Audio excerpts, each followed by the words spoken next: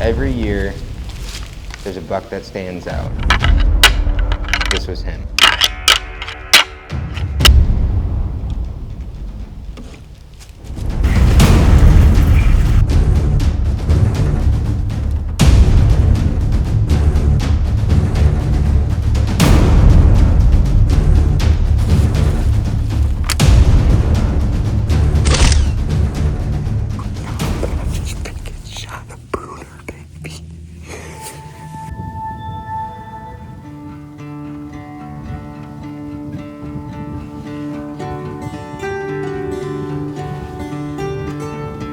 Well, it was the opener of the Minnesota archery season, and I had super high hopes going into this year.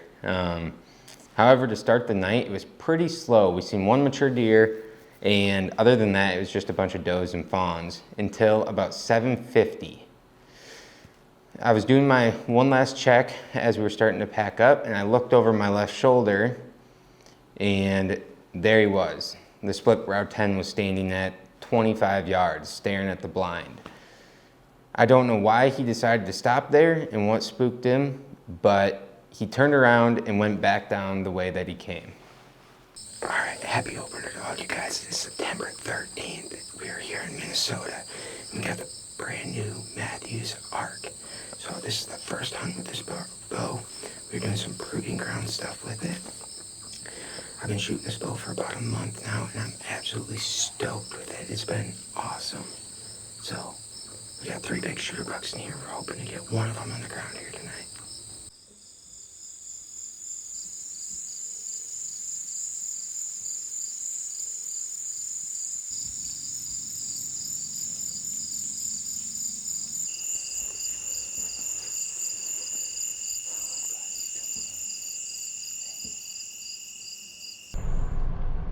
All right, well, we are back in the car now. To end the night off, we were packing all of our stuff up, and we noticed that there was like 4 deer in front of us looking back behind, so I checked out one of the windows, and of course, one of these big deer were standing at probably 20 yards away in a window that I could not shoot him out of. So, very unfortunate situation. He just turned off and walked off the field. Hopefully he's not spooked out of there, but I guess we'll see tonight or tomorrow if he shows back up. After I seen that deer for the first time, I was hooked. And that's when the chase began. It's September 14th. It's September 23rd now. It's now October 6th. And October 9th. It's October 14th. October 19th is October 23rd. Thursday, October 30th. It's October 31st. November the 3rd now. It is November the 11th. November 14th today, I think. In the beginning of the year, the game plan was to sit over this brassica plot and hope that he came out to feed. And as we got later into the season, our game plan shifted a little bit. We went from food to a water source. Now, on camera, this deer was very, very regular over the single water hole. And that was kind of what prompted us to switch our motive from the food source to the water. All right. Well, it is now October 6th, and we're back in Minnesota trying to kill our target deer.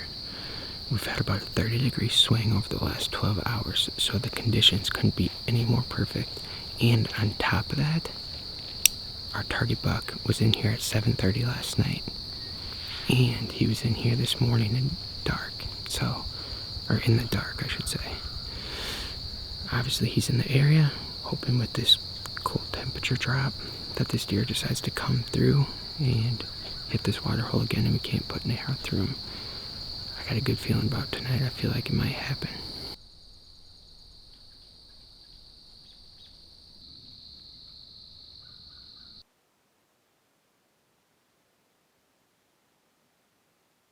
As time went on, this deer got more regular on this water hole, and it started to become this deer would hit it every couple nights. So I basically just sat in one spot time after time after time until I had an opportunity.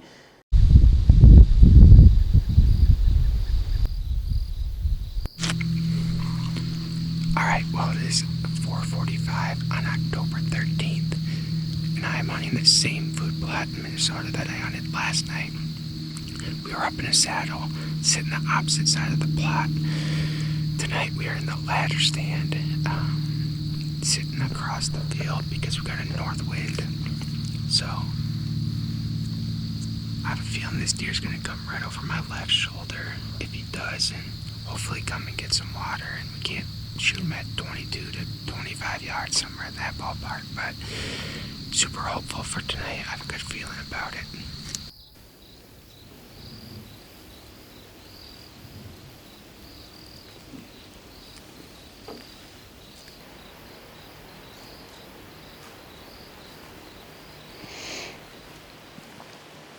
It was getting late in the evening, and I knew I had a few minutes left of legal shooting light before I could no longer shoot this deer.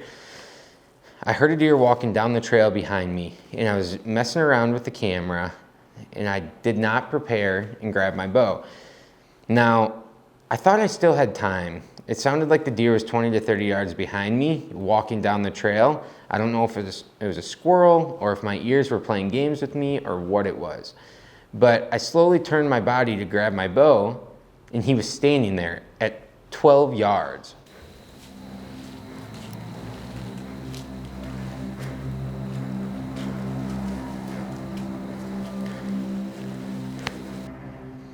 I thought in my mind, okay, I have to make a play on this deer before it's too late. So I slowly turned my body, grabbed my bow, and got in position to shoot this deer.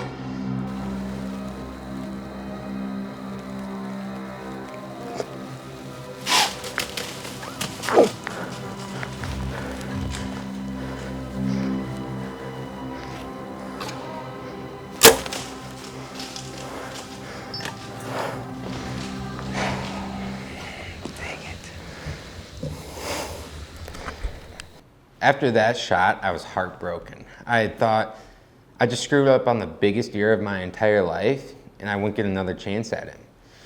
All right, well, it's October 16th now, and the last time I hunted was 3 days ago, about 200 yards off to my left here, and I missed our target deer. It was getting dim. He stepped out at 8 yards, and I thought I could draw on him. And he busted me. I couldn't really see his face. It was pretty overcast. The canopy was thick. Just kind of everything that you don't want when your target deer steps out. But anyway, he busted, ran out to 20, and I missed him. We're back out here tonight. It just got done raining, so these bucks should come and hit these scrapes, which we got one right in front of us at about 30 yards, and we got a second one off to my left here at about 80, and these deer love to hit those scrapes. Yeah, it's about 55, 60 degrees, and just the best night you could ask for in mid-October.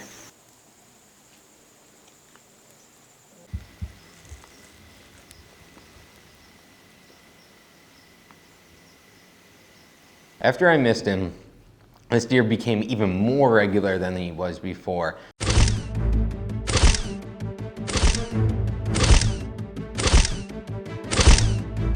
I mean, I'm talking every single night he was in there. It is October 16th now, and this morning has been crazy hectic. I woke up 45 minutes late. I have no food, no water, no caffeine, no camera, which is nice, but I'm hoping my luck turns around. I'm gonna go in here with my bow, and try to film him with my iPhone. So if he walks in, I made my mind up. I'm gonna shoot him and just try to get everything I possibly can with my phone. So we'll see what happens this morning. I had nothing, but as it always goes, when you don't have the stuff that you prepare to bring with you, the deer always walks out.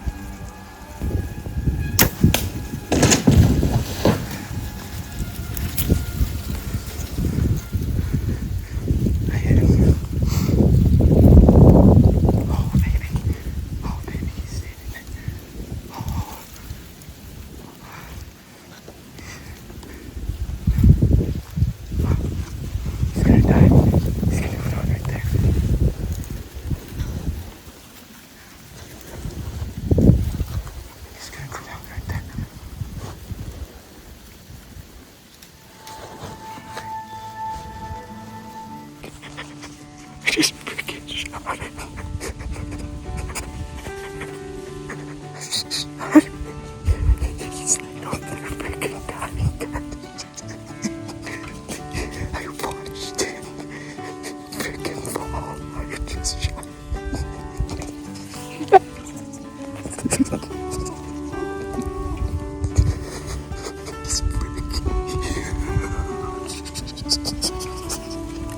That was the best day of hunting that I've ever had.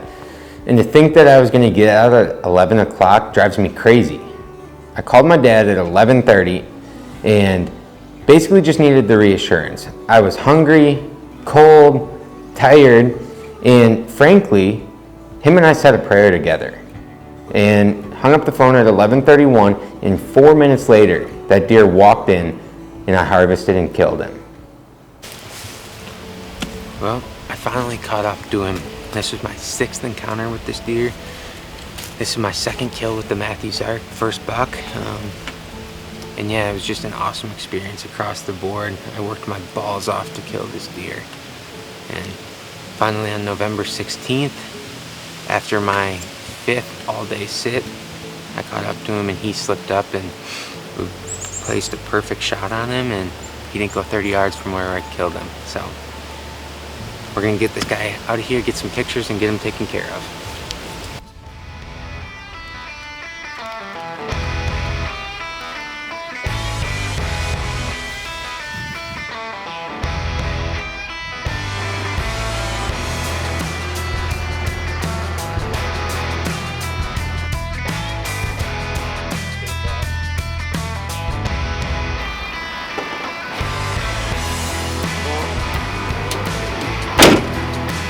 All right, and that's a wrap on our 2025 Minnesota whitetail.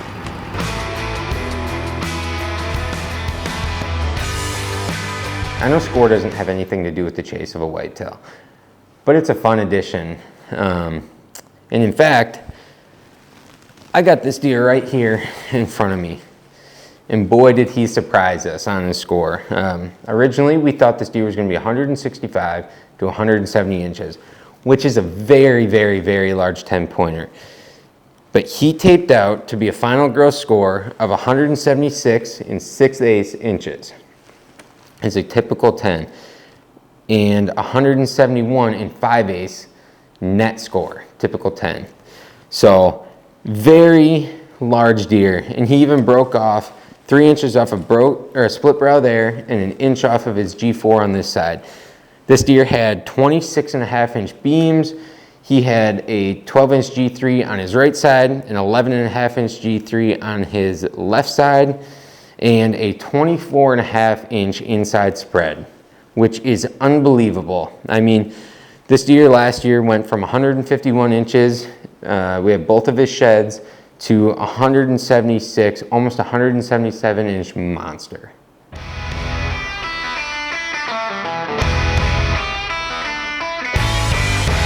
Partnered with Paragon Truck Bed Covers.